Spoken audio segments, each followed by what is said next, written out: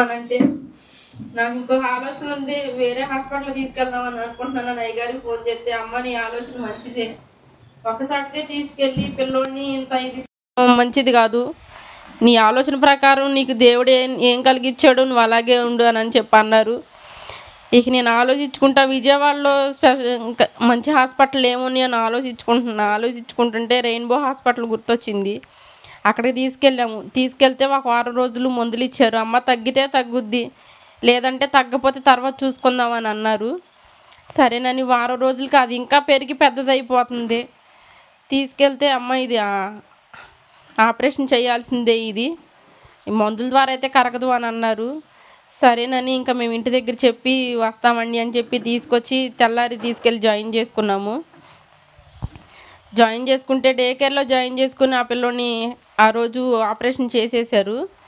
చేసిన తర్వాత పక్కనే హాస్పిటల్లో ఉంటే బోళ్ళంత ఖర్చు అయిపోద్దమ్మా, మీరు పక్కనే రూమ్లు ఉన్నాయి అని చెప్పి వాటిలో ఉండి మెడిసిన్ తీసుకోమని చెప్పారు. సరేనని ఆ డాక్టర్ గారు చెప్పినలాగే అట్లాగే చేసాము.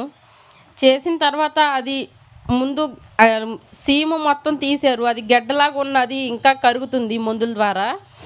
సరే మళ్ళీ తర్వాత తీసుకెళ్తే ఆ పిల్లోడికి మత్తు ఇవ్వకోకుండా సూదులతో కత్తులతో కోస్తుంటే అసలు పిల్లోడు అల్లాడిపోయాడు. నేను అక్కడ నుండి చూడలేక ఏడవలేకుండా అసలు చాలా బాధపడ్డాడు పిల్లోడు.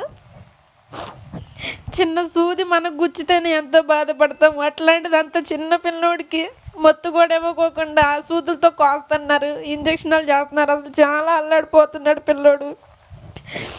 మరి మేము ఎప్పుడు తీసుకెళ్ళినా అసలు పిల్లోడు హాస్పిటల్ చూస్తమే అసలే వద్దు మమ్మీ వద్దు మనం వెళ్ళిపోదామని ఎప్పుడు చూసినా అదే బాధపడతా ఉంటాడు. కానీ దేవుడు గొప్ప దేవుడు. ఆ కొంచెం సేపు పిల్లోడు ఏడ్చిన బయటికి తీసుకొచ్చిన తర్వాత ఆ బాధ అంతా మర్చిపోయాడు.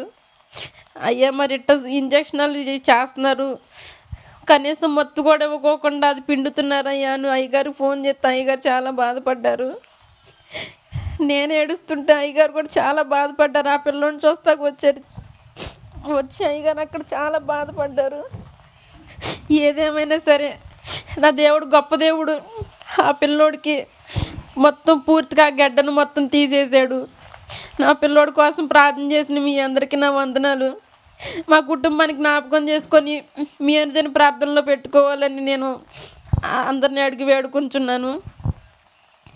దేవుడు ఇచ్చిన నా పిల్లోడి విషయంలో, పెద్ద ఆయన విషయంలో కానీ చిన్న ఆయన విషయంలో కానీ చాలా గొప్ప మేలు, చాలా గొప్ప కార్యం చేశాడు. దేవుడికి నన్ను సాక్షిగా నిలబెట్టుకున్నందుకు నేను వందనాలు చెల్లించుకుంటున్నాను.